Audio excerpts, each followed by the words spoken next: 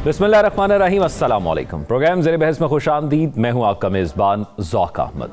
नाज़रीन, अमेरिका की जानिब से पाकिस्तान के बैलिस्टिक प्रोग्राम से मुतल्लिक कुछ तहफ़्फ़ुज़ात का इजहार किया गया है और 4 इदारों यानी कंपनी जो कि इससे मुतल्लिक मुआवनत फराहम करती थी उन पर पाबंदी आयद कर दी गई है। पाकिस्तान ऐसे मिसाइल तैयार कर रहा है जो अमेरिका को निशाना बना सकते हैं, ये तहफ़्फ़ुज़ात का इजहार किया गया है।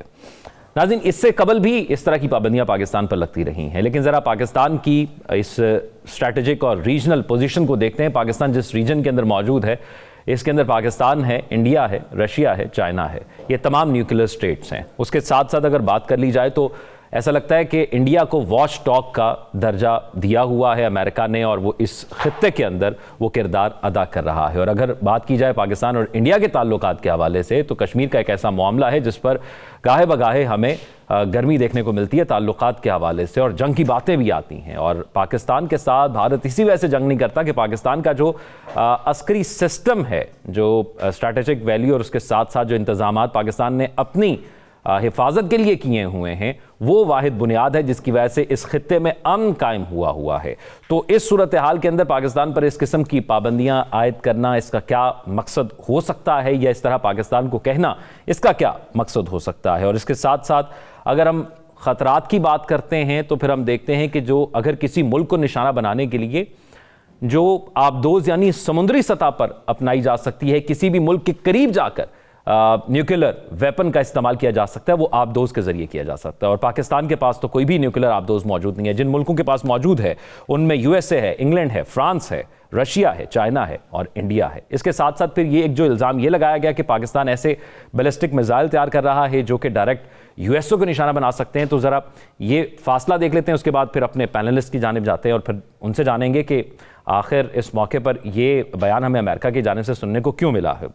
पाकिस्तान का जो डिस्टेंस है यूएसए से वो 7,645 माइल्स का है, और अमेरिका के पास इंटर कॉन्टिनेंटल बैलिस्टिक मिसाइल मौजूद है जिसकी रेंज 6,000 से किसी भी चीज़ को निशाना बनाने की या किसी भी मुल्क को निशाना बनाने की उसकी रेंज है। फिर पाकिस्तानी मिसाइल की जो रेंज है, यानी कोई भी मिसाइल तब तक कहा जाता है इसकी रेंज इतनी है जब तक वो टेस्ट कर लिया जाता है। तो पाकिस्तान में इतनी बड़ी रेंज का कोई मिसाइल टेस्ट नहीं किया जो अमेरिका तक अटैक कर सके या वहां तक निशाना बना सके।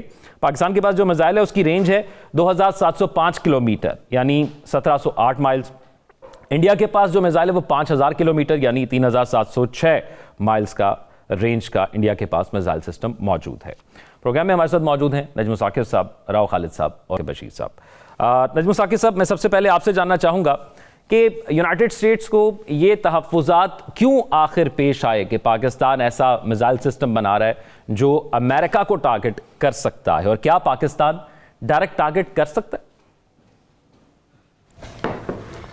आपके इस बहुत ही अच्छे सवाल के जवाब में आप यूँ समझिए कि स्क्रीन पे एक बड़ा बड़ा सा लफ्ज़ लिखा हुआ है, और वो लफ्ज़ क्या है?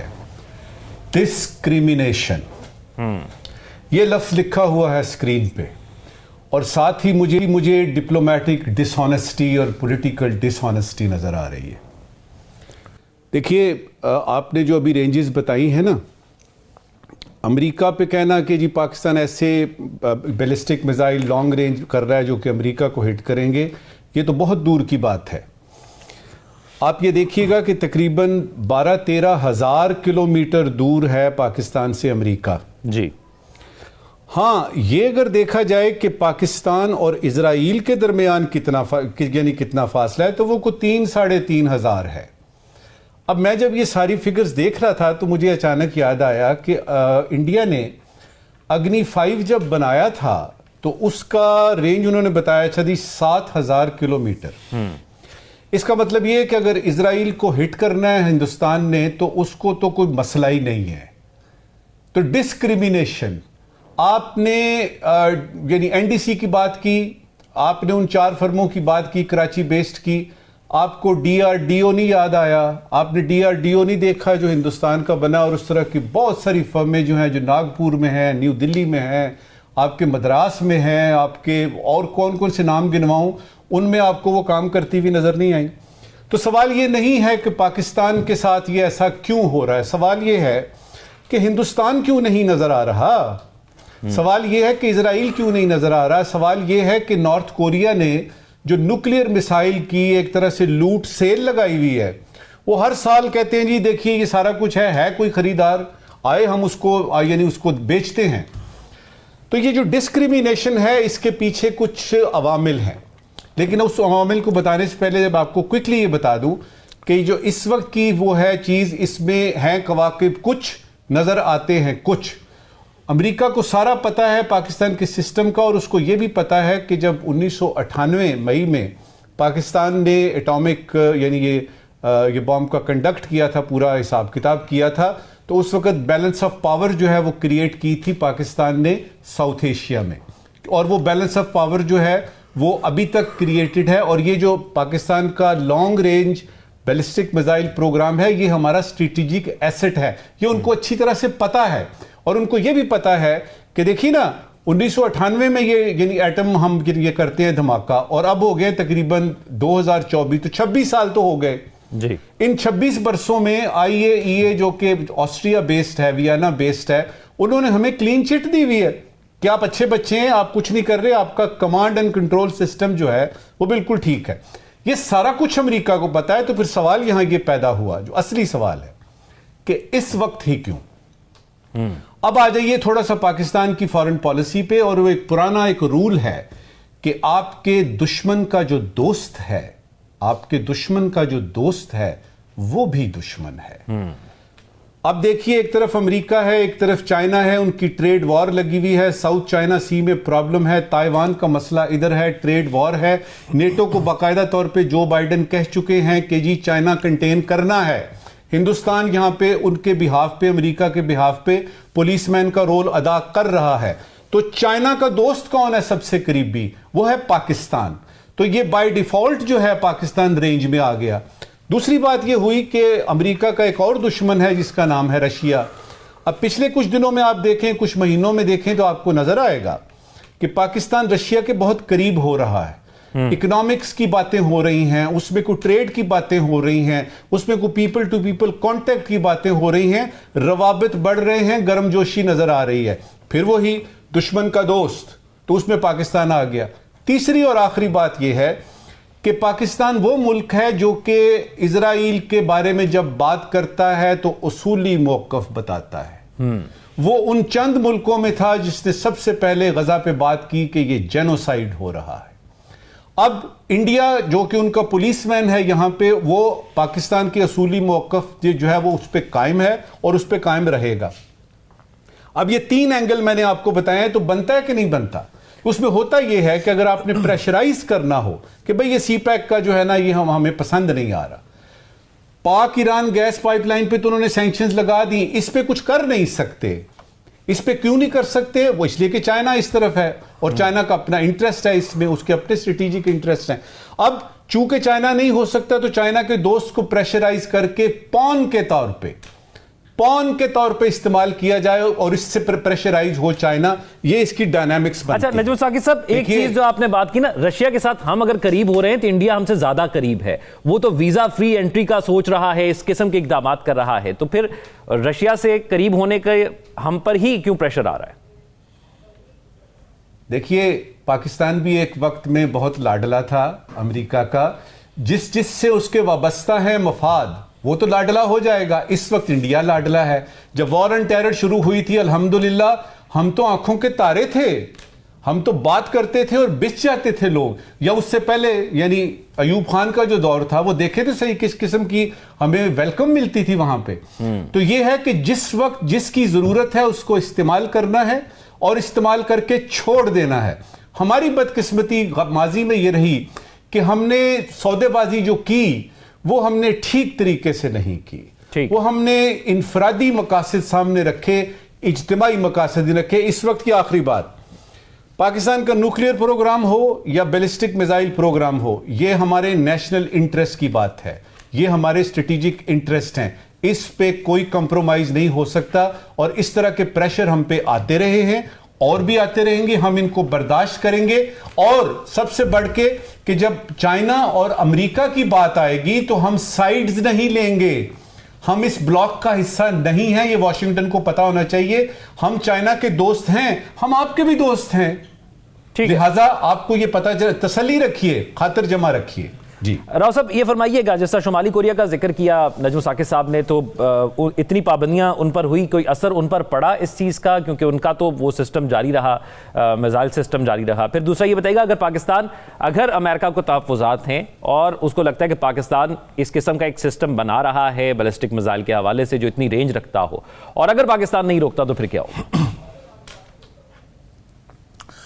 देखें, इससे बड़ा मजाक तो कोई हो ही नहीं सकता कि आप कहें जी अमेरिका को हम मिसाइल मारेंगे या को यहाँ से बैठ के उसको करेंगे। ये तो वो खुए बदरा बहाना बसियार एक मिसल मशहूर है, ये उस किस्म की सारी चीज़ है। जहाँ तक आपने नॉर्थ कोरिया की बात की, अमेरिका ने अपना प्रोग्राम, चोरी का प्रोग्राम है उसका, न्यूक्लियर प्रोग्राम, रशिया के साइंटिस्टों से चोरी किया उसने, बाद में वो सारा उसने डेवलपमेंट वगैरह की। इस तरह से जितने ममालिक ने ये किया, तो कोई रशिया का कह सकते हैं इंडिजिनस जो आप कह रहे हैं कि वो है, बाकी सबका तो इसी तरह से है, चाहे इंडिया हो कोई भी हो। और भारत का तो ख़ास तौर पे जो डिस्क्रिमिनेशन की बात की नजम साहब ने, बहुत सही बात की। भारत के बारे में अमेरिका के पास सारे सबूत मौजूद हैं, वहाँ पे यूरेनियम बाज़ारों में बिकता हुआ उसके इंसिडेंट्स होते हैं। उनके ईरान के न्यूक्लियर प्रोग्राम में उनके साइंटिस्ट वहाँ जाके जिस तरह काम करते हैं वो सारा कुछ उनको पता है। सिर्फ हमारे लिए करें, अब भारत के साथ एक जॉइंट वेंचर भी कर रहे हैं मिसाइल डेवलपमेंट प्रोग्राम का, और भी 4 प्रोग्राम है कम से कम जिसमें ये डिफेंस मिसाइल टेक्नोलॉजी है और टेक्नोलॉजीज़ है, उसकी डेवलपमेंट के लिए उनके साथ मिलकर वो काम कर रहे हैं।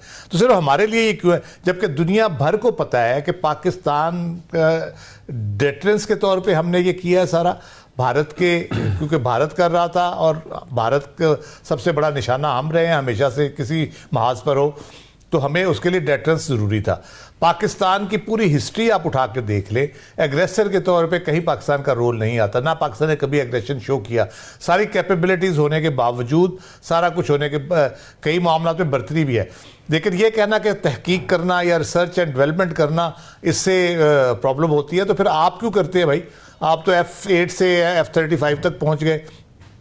आपका आयरन डोम किस दिन काम आएगा अगर 13,000 किलोमीटर दूर से मिसाइल आके आपको हिट कर जाता है, आपको खतरा महसूस हो रहा है, तो आपका किस लिए करेगा? अभी आपने नई टेक्नोलॉजी यूज़ की है, अमेरिका में पिछले 1 महीने से शोर पड़ा हुआ था कि अजीबोगरीब कोई फ़िज़ाई वो कोई चीज़ें उड़ती फिर रही हैं और बड़ी अजीब, ड्रोन्स का कहा गया, शहरियों ने बड़ी कंप्लेंट हर चीज़ को जी ड्रोन्स का कहा गया। अब पता चला है कि जी उन्होंने खुद अपना उनका एक प्रोग्राम है, कोई सीक्रेट प्रोग्राम है जिसके तहत वो कहीं भी कोई न्यूक्लियर ऐसे ही डिवाइस या उसकी कोई रेडिएशन निकल रही है तो वो उसको डिटेक्ट करने के लिए वो तजर्बाती मराहल में थे वो। तो ये सारा कुछ रिसर्च एंड डेवलपमेंट जब आप करते हैं तो आप करते हैं। फिर अमेरिका को तो अपने गिरेबान में झांकने की ज़रूरत है। हिस्ट्री देखें क्या है, दुनिया में किसी मुल्क ने एटम बम चलाया? किसी मुल्क पे वाहिद अमेरिका है जिसने एटम बम चलाया, जापान के ऊपर 2 एटम बम गिराए, और कीमियाई हथियारों का इस्तेमाल हो या और इस तरह की दुनिया में जंगें छेड़ने का, रजीम चेंज का ऐसा खौफनाक किस्म का क्रिमिनल रिकॉर्ड है उसका, और वो लोगों को क्या, औरों को नसीहत, खुद भी नसीहत, वो उल्टे सीधे ये अननेसेसरी उन्होंने किया है इसको। और उस पर फिर जोर डालने के लिए वो मजीद उस पर उनके कल उसके जो national security adviser, deputy national security adviser हैं जॉन फाइनर, उन्होंने एक कार्नेगी इंस्टीट्यूट में तकरीर की पूरी पाकिस्तान के ऊपर कर दी कि जी पता नहीं कौन सी मोटरें लग गई हैं मिसाइल में, और वो कोई अजीब इब्न सफ़ी का नावल मुझे लग रहा था वो, कि वो उड़ेगी तो अमेरिका के अलावा, अमेरिका के पास कोई अब इस सोच के अलावा हो ही नहीं सकती कि अमेरिका को निशाना बनाने के लिए सब कुछ किया जा रहा है। तो ये बिल्कुल गैर ज़रूरी तौर पे ये नई मोहब्बत जागी है भारत की, उनकी। भारत भी मज़े लेगा उसके, हम तो ले चुके 30, 40, 50 साल और हम भुगत भी रहे हैं उसको। भारत भी मज़े ले इस दोस्ती के। अमेरिका का इंटरेस्ट बेस सारा ताल्लुक होता है और उसका कुछ नहीं होता। जहाँ उसका इंटरेस्ट खत्म होगा, जब उनको पता चलेगा भारत चीन के लिए मददगार साबित नहीं हो सकता, या रीजन में साउथ चाइना सी में कोई उसको हेल्प नहीं हो सकती किसी तरीके से, तो वो भारत के साथ भी वही करेगा जो हमारे साथ कर रहे, पाबंदियाँ शुरू कर देगा लगानी। लेकिन इन पाबंदियों से फ़र्क इसलिए नहीं पड़ता, दुनिया भर में ये काम हो, दुनिया भर में चीज़ें हो रही हैं। कुछ दिनों में कोई नया मुल्क शायद आ जाए जो कहे जी हमारे पास ये टेक्नोलॉजी है या ये चीज़ें हैं। और फिर ख़ास तौर पे चाइना की जो है डिफेंस टेक्नोलॉजीज़, जिस तरह से वो डेवलप कर रहे हैं और जिस स्पेस पे कर रहे हैं, वो असल तो मसला तो वहाँ से है उनको सारा। तो वो समझते हैं कि शायद पाकिस्तान के हाथ ना वो टेक्नोलॉजी लग जाए चाइना की, तो इसलिए ये गैर ज़रूरी किस्म के स्टेप्स उठा रहे हैं। मेरा ख्याल है बेमकसद किस्म की चीज़ है, बजाय इसके कि मामलात को बेहतर किया जाए, दुनिया में अमन कायम करने के लिए कोशिश की जाए, वो अननेसेसरी रिफ्ट्स क्रिएट करने की कोशिश करते हैं। और ये हिस्ट्री है पूरी अमेरिका की, इसलिए इससे जितना हमें मुहतात रह के इस पर चलने की ज़रूरत है, उनके कहने से कोई फ़र्क नहीं हमें पड़ना। हमने जो अचीव करना था वो हमने किया हुआ है, बल्कि मज़ीद बेहतर कर रहे हैं। साकिब बशीर साहब, आपको लगता है कि इसको हमें उस तरह सीरियस लेना चाहिए, क्योंकि ये एक ऐसी हुकूमत की तरफ से बयान आया है जो जा रही है, हमें आने वाली हुकूमत का भी इंतजार करना चाहिए कि वो इस पर क्या मौक़िफ़ रखती है। दूसरा बताइएगा, क्या पाकिस्तान का स्पेस प्रोग्राम भी इसके साथ खदशे में आ सकता है, क्योंकि जो अभी राव साहब जिक्र कर रहे थे ये रॉकेट मोटर्स का, इसका तमाम तर तजर्बा उस स्पेस प्रोग्राम में होता है। जी, एक तो जो सदर बाइडन हैं वो जा रहे हैं और 20 जनवरी को सदर ट्रंप जो है वो आ रहे हैं। बज़ाहिर तो ऐसे लगता है कि जो ये पाबंदियां लगाई गई हैं वो एक रूटीन की कार्रवाई है जिस तरह वो मॉनिटर कर रहे होते हैं, और अमेरिका जो है इस किस्म की पाबंदियां पहले भी लगाता रहा है, हो सकता है आगे भी लगाएंगे। अभी रिसेंटली भी 2-3 ये चीन की और बेलारूस की कंपनियों पर भी पाबंदी लगी थी। अभी इन पाकिस्तान के साथ जो टेक्नोलॉजी, ख़ास तौर पर जो लॉन्ग रेंज ये बैलिस्टिक मिसाइल के हवाले से अमेरिका ख़ास इस पर नज़र रखे हुए है। और अगर आप इसको हिस्टोरिकली देखें तो अगर बहुत ही पीछे जाए तो 1960 से 70s 80 90 हर दौर में जो अमेरिका की जानिब से मुख्तलिफ मौक़ों पर, न्यूक्लियर नहीं, मुख्तलिफ मौक़ों पर पाबंदियाँ लगती रही हैं। ख़ास तौर पर 1998 में भी पाबंदियाँ भी लगी, और सख्त जो अमेरिका की जानिब से जो पाकिस्तान ने जो न्यूक्लियर वो किया, तजर्बात किए, और ख़ास तौर पर जो तजर्बात किए गए उस वक्त प्रेशर भी था, इसके बावजूद भी वो तजर्बात भी हुए। पाकिस्तान ने अपना न्यूक्लियर प्रोग्राम जारी भी रखा हुआ है, और इसके अलावा तब से लेकर अब तक मुख्तलिफ मौक़ों पर पाबंदियाँ लगती रहीं। बज़ाहिर इन पाबंदियों का बहुत बड़ा असर ना तो पाक अमेरिका ताल्लुकात के तनाजुर में कोई बड़ा असर जो है वो होता नज़र आता है, माजी में भी इसी तरह जो पाबंदियाँ लगी हैं। इसके अलावा अगर बात की जाए पाबंदियों की, तो ईरान भी अपना न्यूक्लियर प्रोग्राम किसी न किसी तरह जो है वो जारी रखे हुए है।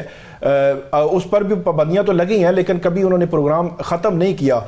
और इस खित्ते के तनाजुर में पाकिस्तान ने हमेशा एक ताकत का तवाज़न बरकरार रखने के लिए ये जो भी पाकिस्तान अपने डिफेंस में दिफा के लिए ये अपना जो प्रोग्राम है वो जारी रखे हुए है, और उसके हवाले से उस पर सवालात उठाना तो मेरे ख्याल में बनता ही नहीं है, क्योंकि इतना वक्त गुजर गया है, 26 साल गुजर गए हैं। तो 26 साल में कभी भी पाकिस्तान पर इस किस्म का कोई भी सवाल नहीं उठा कि किसी चीज़ को भी वो मिसयूज़ कर सकते हैं, या आगे चलकर कोई उसका इस्तेमाल हो सकता है, या जो ये हथियार इस खित्ते के लिए बहुत ज़्यादा नुकसानदेह हो सकते हैं। सिर्फ यही है कि ताकत का तवाज़न बरकरार रहे, और वो ताकत का तवाज़न बरकरार भी है, और पाकिस्तान उसी को लेकर जो है वो आगे चल रहा है। इसके हवाले से जो माहिरीन है, उनका मैंने मुख्तलिफ माहिरीन को पढ़ा, तो उनका यही कहना है कि इसका असर जो है वो बहुत बड़े पैमाने पर होता नज़र नहीं आता, क्योंकि माजी में भी ये जो है वो होता रहा है। इस किस्म की पाबंदियाँ जो है वो अमेरिका की जानिब से लगाई जाती रही हैं। ठीक है, माजी में भी होता रहा, यकीनी तौर पर हमने देखा 2021 में भी हुआ, 23 में भी हुआ, 2024 में भी एक दफ़ा हम देख चुके हैं इस तरह का एक बयान सामने आया था, और अब दोबारा एक बयान सामने आ रहा है। लेकिन पाकिस्तान को ये जो तवाज़ुन है इसको बरकरार रखने के लिए जो कुछ करना होगा, दफ्तर ख़ारजा की जानिब से भी ऐसी स्टेटमेंट आई और अफसोस का इजहार भी किया जो अमेरिका की जानिब से पाबंदियाँ लगाई गई हैं। एक ब्रेक की तरफ चलते हैं, ब्रेक के बाद वापस आते हैं तो एक और अहम मौजू के हवाले से गुफ्तगू करेंगे।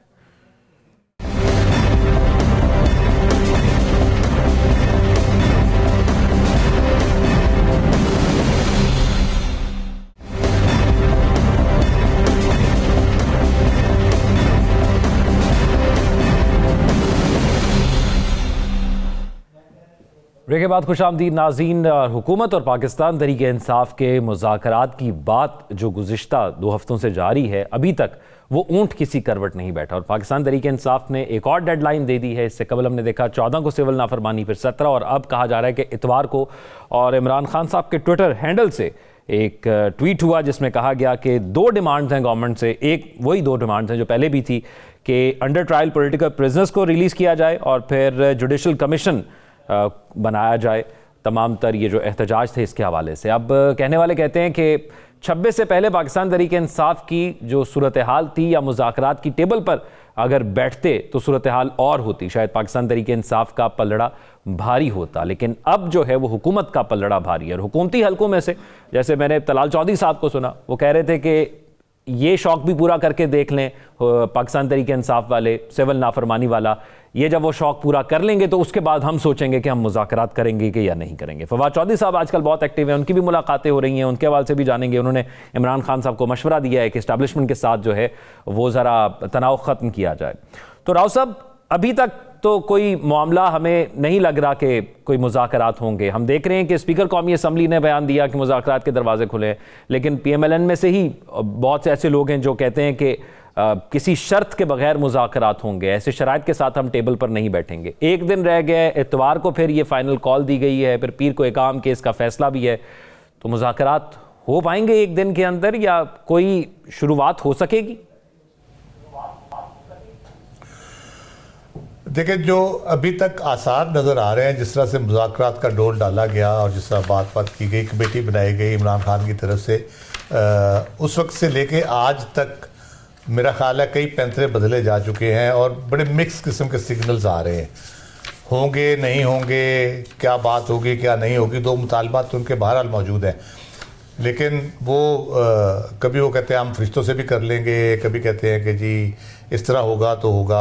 इस तरह से हुकूमत की जानिब से ये इनकी कमेटी बने काफ़ी अर्सा गुजर गया, हुकूमत की जानिब से अभी तक कोई इस बारे में कमेटी तो नहीं बनाई गई, लेकिन उधर भी कोई ना कोई आए बाएँ शाएँ की सूरत में मुज़ाकरात करेंगे नहीं करेंगे। जैसे आप तलाल चौधरी साहब का बयान बताया, राना सनाउल्लाह साहब भी करते हैं, फिर ख्वाजा आसिफ साहब पार्लिमानी कमेटी का बयान दिया शेर अफजल मरवत ने, तो उन्होंने उस पर कहा जी बड़ा ठंडी हवा का झोंका है। तो बातें तो बहुत सी हो रही हैं, लेकिन सारा ये जो मिक्स सिग्नल काइंड ऑफ जो है ना, एक फील आ रही है मुझे दोनों साइडों से, इसी किस्म का हो रहा है। मुझे लग ये रहा है, मेरा ज़ाती एनालिसिस ये है कि ये अब दोनों साइड्स ना, पहले तो एक साइड का कहा जाता था कि ट्रंप आ जाएगा तो ये हो जाएगा तो वो हो जाएगा, इमरान खान और वगैरह वगैरह। अब मुझे लग रहा है दोनों साइड्स ना 20 जनवरी तक इस मामले को इसी तरह रखना चाहती हैं, ना लड़ें ना आराम से बैठें, कोई ना कोई कहानी आगे पीछे करके देखते रहें।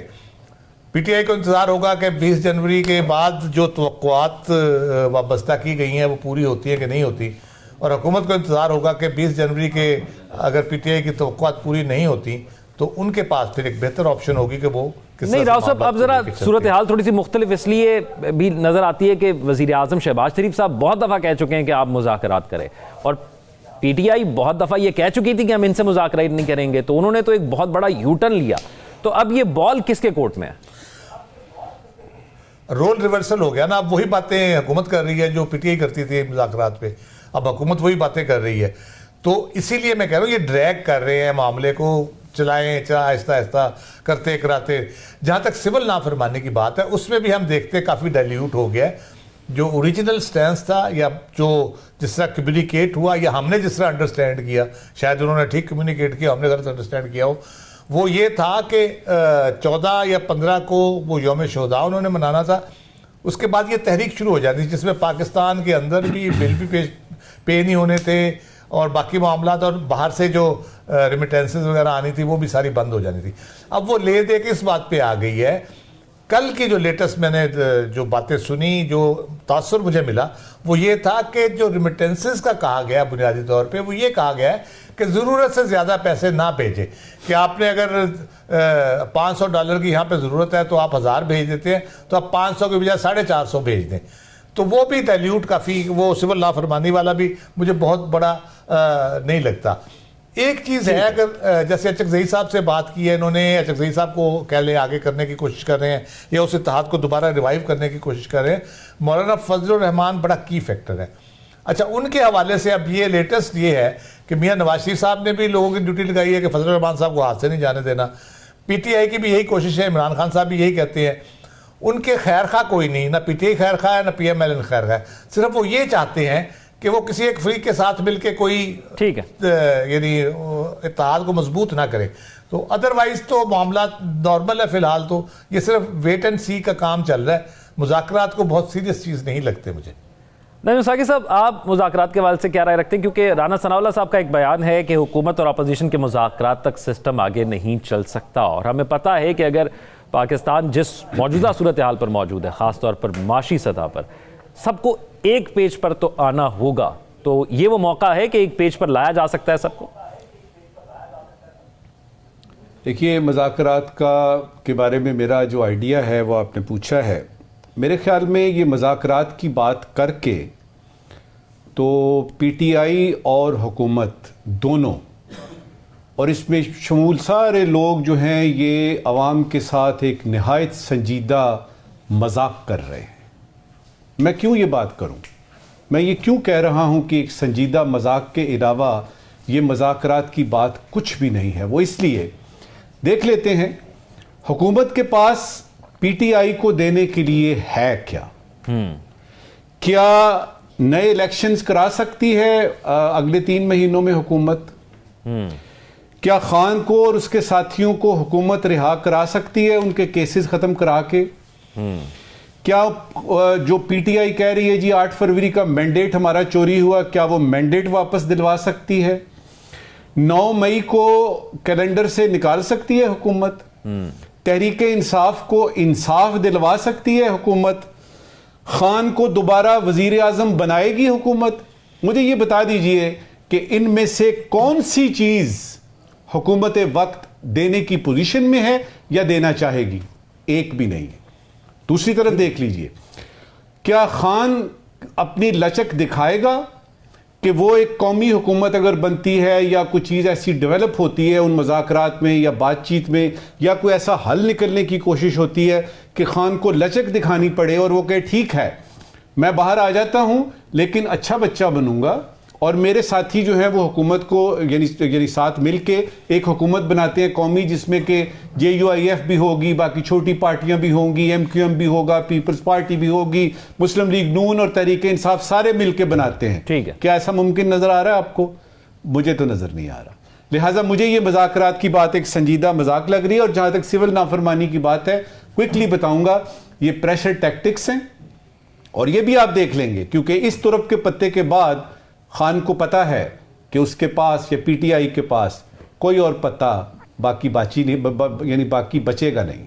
ठीक है। अच्छा साकिब बशीर साहब, एक तो ये चीज़ है कि बाहर कोई भी पाकिस्तान तहरीक इंसाफ की जो सीनियर लीडरशिप है वो किसी भी डिसीजन को ओन नहीं करती, कि इमरान खान ने ये कह दिया। हमने वज़ीर आला KP को सुना, उन्होंने कहा कि जी अभी इमरान खान ने वाज़ेह अहकामात नहीं दिए, वो जब देंगे तो फिर देखेंगे, क्योंकि ये कॉल तो इमरान खान की है कि सिविल नाफरमानी किस तरह करनी है और क्या करना है और सूबे ने क्या करना है। बाहर कोई ओन नहीं कर रहा किसी भी डिसीजन को जो इमरान खान अंदर से ले रहा है, और उसी की वजह से फिर हमें उस तरह अमल दरामद भी नज़र नहीं आता। तो क्या ये सिविल नाफरमानी इतवार को हो जाएगी या फिर मजीद टाइम दिया जाएगा हुकूमत के भाई हम सिविल नाफरमानी कर देंगे, अभी देख लो, 1 हफ्ता और ले लो? अच्छा, कल जो है वो उन्होंने ये बात की कि ये इतवार के दिन तक जो है वो टाइम है, और उसका मतलब ये मेरे ख्याल में नहीं था कि वो मुतालबात हमारे मंजूर कर लें।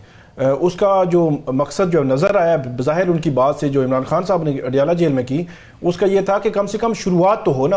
अब हुकूमत की जानिब से आप देखें कि वो 8 फरवरी या उससे पहले या उससे बाद जब भी मामलात हुए, पाकिस्तान में अदम इस्तेहकाम है और मईशत के बहुत सारे इशूज़ हैं, तो उस हवाले से गवर्नमेंट कोशिश करती रही है। अब जाकर गवर्नमेंट जो है वो समझ नहीं आ रही कि या सादिक साहब आज भी उन्होंने कहा जी मेरा दफ्तर हाजिर है और मैं जो है वो वज़ीर आज़म से बात करने के लिए भी तैयार हूँ और इस तरह मुज़ाकरात को फैसिलिटेट करूँगा, और अगर मुज़ाकरात की टेबल पे बैठ गए तो चीज़ें आगे चल पड़ेंगी। आज उन्होंने ये बात की। और दूसरी जानिब राना सनाउल्लाह, ख्वाजा आसिफ और सब जो है वो ये कह रहे हैं नहीं ये कैसे हो सकता है, ये मशरूत तो हो ही नहीं सकता। हालांकि मेरा ख्याल में कुछ चीज़ें ऐसी हैं जो हुकूमत दे सकती है और कुछ जो है वो नहीं दे सकती। पहली बात तो ये है कि 8 फरवरी इलेक्शन में जो कुछ हुआ, हुकूमत तो कहेगी कि ना हम जो है वो हम हुकूमत में और हम हुकूमत में ही रहे, हम जो है वो ऐसा नहीं है कि उठा के आपको जो है वो प्लेट में दे दें, ऐसा तो नहीं होगा। लेकिन हुकूमत दे क्या सकती है उस पर हम जो है बात कर सकते हैं। एक तो बात यह है कि जो रिहाई लोगों की बात हो रही है कि जो उनके ऐसे गिरफ्तार लोग हैं जिनको हुकूमत रिहा कर सकती है, कैसे रिहा कर सकती है? हुकूमत ने एक जो है वो एहतजाज होता है, उसमें दर्जन भर मुकदमात हो जाते हैं, किसी पर इल्ज़ाम है नहीं है, वो यहाँ पे है नहीं है, उसको जो है उसके कर दिया जाता है, उसके बाद उनकी गिरफ्तारियां भी हो जाती हैं, उनके खिलाफ कार्रवाइयाँ शुरू हो जाती हैं। तो ये केसेस हुकूमत वापस ले सकती है, एक बात। और दूसरा, इसके अलावा भी कुछ ऐसे केसेस हैं जिसमें हुकूमत जो है वो कुछ ना कुछ कर सकती है। तो कुछ ना कुछ कर सकती है हुकूमत केसेस के हवाले से। अब आ गई इमरान खान साहब की बात, ठीक है, हुकूमत गवर्नमेंट कहे कि ठीक है जी प्रोसिक्यूशन जो कुछ करेगी अदालतों ने करना है। और मेरा ख्याल में अगर गवर्नमेंट सिर्फ आज ये पॉइंट पे आ जाए कि आज के बाद हम जो है वो केस नहीं बनाएंगे, एक पॉइंट, और दूसरा इमरान खान साहब को अदालतों से रिलीफ मिलता है तो वो रिहा होते हैं, तो हमें कोई इतराज नहीं होगा, हम अदालत के सामने केस रख देंगे। तो मेरा ख्याल है इस पॉइंट पे भी हो सकता है पीटीआई कहे कि ठीक है जी हम मानते हैं, ये बड़ा रीजनेबल पॉइंट है, क्योंकि पिछले 2 माह में इमरान खान साहब पे तकरीबन 3-4 मतलब 2-2.5 दर्जन जो केस बने हैं यहाँ इस्लामाबाद, पिंडी, मुख्तलिफ जगहों पे। तो ये भी एक फैक्टर जो है वो मौजूद है कि एक तरफ मुज़ाकरात की कोशिशें और दूसरी तरफ जो है वो केसेस जो है वो बन रहे होते हैं। और दूसरी बात कि उन्होंने कहा है कि 26 नवंबर पे आप कोई कमीशन बनाएं, 9 मई पे आप कमीशन बनाएं, 8 फरवरी पे आप कमीशन बनाएं।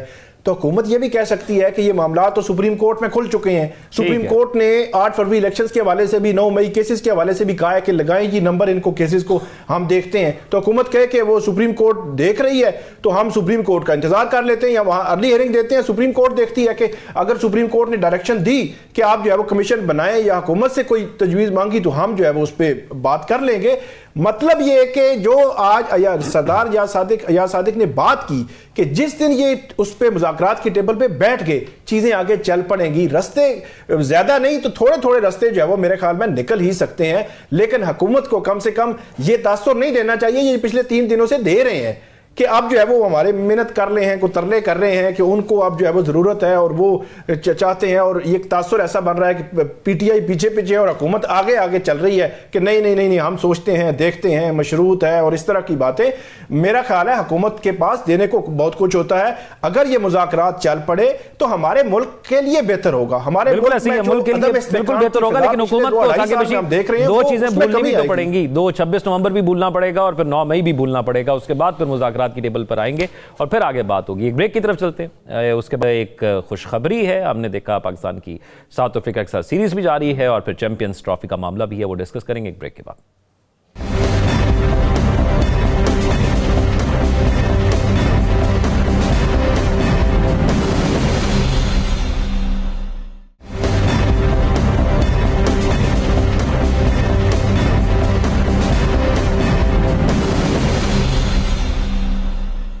ब्रेक के बाद खुशामदीद नाज़रीन। गुज़िश्ता दिनों पाकिस्तान की जो पाकिस्तान और साउथ अफ्रीका का दूसरा वनडे इंटरनेशनल मैच हुआ, बड़ा ही अच्छा मैच हुआ। लग ही नहीं रहा था पाकिस्तान की टीम खेल रही है, क्योंकि आखिरी नंबर तक आने वाले सब स्वाई ओपनर के सब ने अपना कोई ना कोई हिस्सा किरदार डाला मैच के अंदर। तो नजम साकिब साहब, ये चैंपियंस ट्रॉफी भी क्योंकि 50 ओवर्स की है, वनडे है, तो उस हवाले से अगर हम ये अपनी सीरीज़ देखें और पिछली वनडे सीरीज़ देखें तो हमारी कारकर्दगी बहुत अच्छी चल रही है।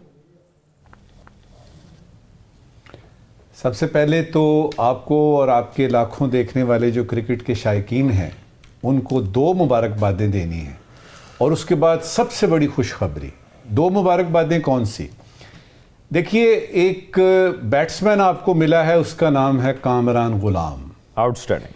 वो जिस तरीके से, जिस प्रेशर हिसाब किताब में आता है और फिर वो एक वनडे मैच को T20 बना के खेलता है और इतने कंपोज्ड तरीके से वो बैटिंग करता है, कोई उसकी यानी शॉट जो है वो किताब से बाहर नहीं है। ये पहली खुशखबरी।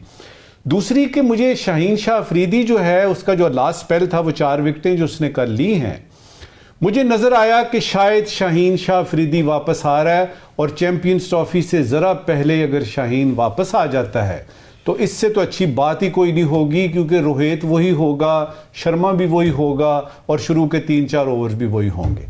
सबसे बड़ी खुशखबरी कि पाकिस्तान ने अपनी तारीख में, क्रिकेट की तारीख में पहली दफ़ा बताया है कि हम एक इज़्ज़तदार बोर्ड हैं और हमारी जो है ना वो भी पोजीशन ऐसी हो सकती है जो कि आपको और आईसीसी को माननी पड़ेगी, कि जिसकी आप बात कर रहे हैं कि अब ये होगा कि 3 साल तक, 2024 से 2027 तक जितने भी इवेंट्स इंडिया में होंगे, खासतौर पे ख़वातीन का हो रहा है 2025 में, T20 वर्ल्ड कप हो रहा है 2026 में, तो पाकिस्तान नहीं जाएगा। पाकिस्तान भी उसी तरह से, जिस तरह चैंपियंस ट्रॉफी में इंडिया नहीं आ रहा तो किसी न्यूट्रल वेन्यू पे। ये है छोटी सी बात। देखिए, जो इस वक्त न्यू दिल्ली में या यानी हिंदुस्तान में मुझे सुन रहे हैं, उनको ये पता है शायकीन को कि ये तो सब, ये मैच ही ये होता है पाकिस्तान इंडिया का।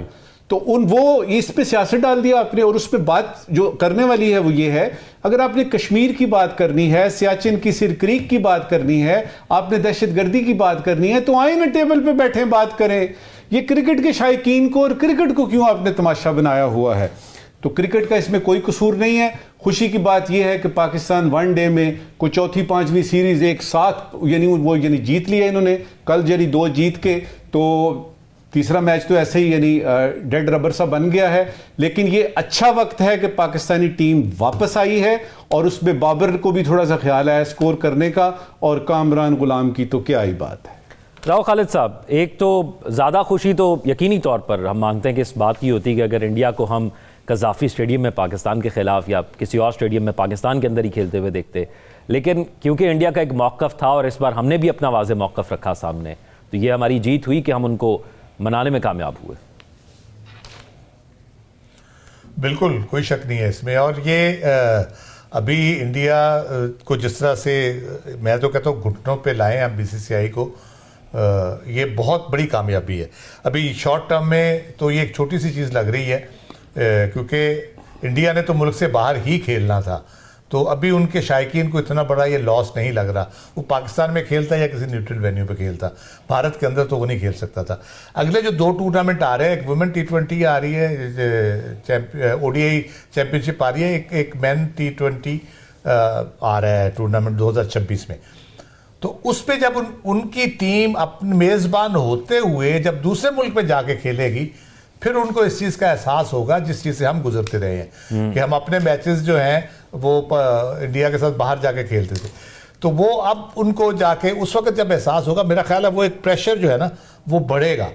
अब मसला बुनियादी तौर पे बीजेपी का है, वो बाहमी ताल्लुकात की नौइयत, और फिर कश्मीर में जो अगस्त में उन्होंने जो स्टेप्स लिए, तो बाहमी ताल्लुकात की नौइयत जो आज है, मे भी अगले साल ना हो या उससे अगले साल ना हो, आगे चल के ये मामला बेहतर। और इंटरनल प्रेशर मैं बार बार कह रहा हूँ, ये इग्नोर ना करे, भारत के अंदर से प्रेशर ये आना ही आना है। जब भारत मेज़बान के तौर पे उनकी वुमेन टीम और मेन टीम जो पाकिस्तान के खिलाफ खेलने के लिए कोलंबो जाएगी या दुबई आएगी, तो उसमें यकीनन उनके अंदर से फिर उनको एहसास होगा और ये आवाज़ें ज़्यादा ज़ोर से उभरेंगी। एक लास्ट कमेंट मैं कर दूँ शाहीन शाह अफरीदी के हवाले से, वो कहते हैं वापस ग्रूव में अपने आ गया है, उसकी पेस और लाइन लेंथ और कंट्रोल जो है स्विंग का वो बहुत अच्छा हो गया, जो शुरू में जैसे वो आया था उसी तरह से हो गया।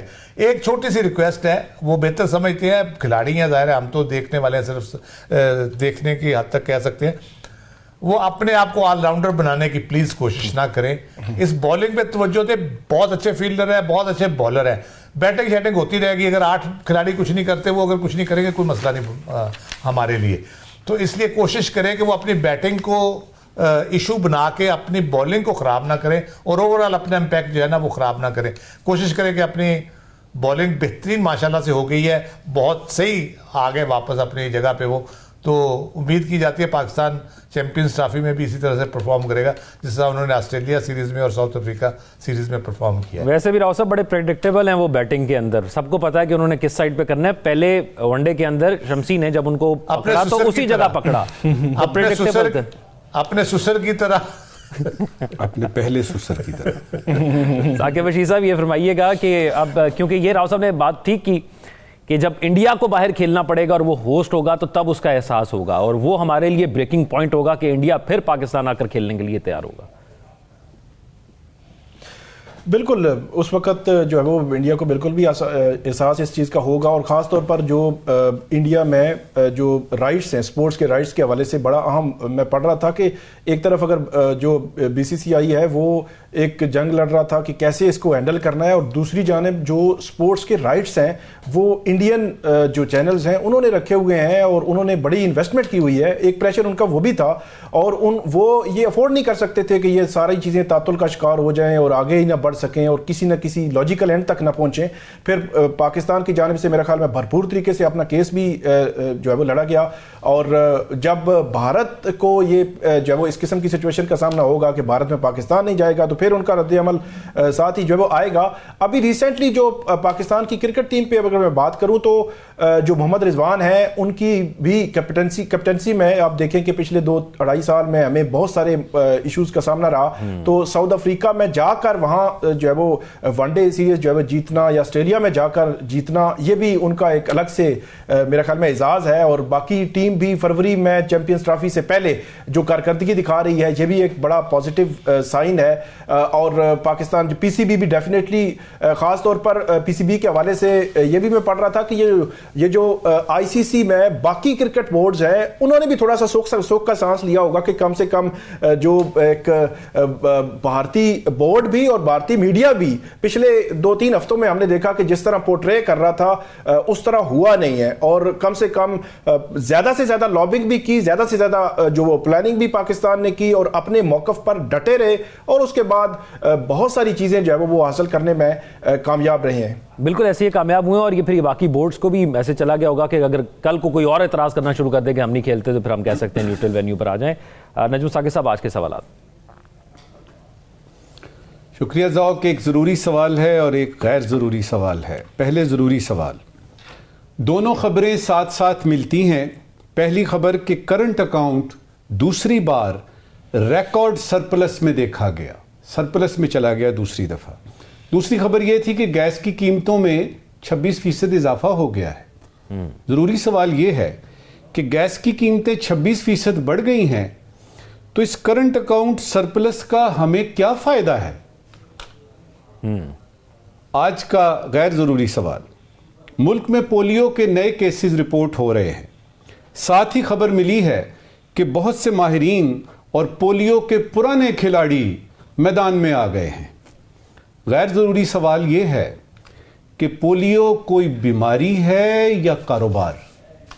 राइट, हमारे नाज़रीन अपने फीडबैक मीडिया पर आगाह करेंगे। अपना ख्याल रखिएगा। अल्लाह हाफ़िज़।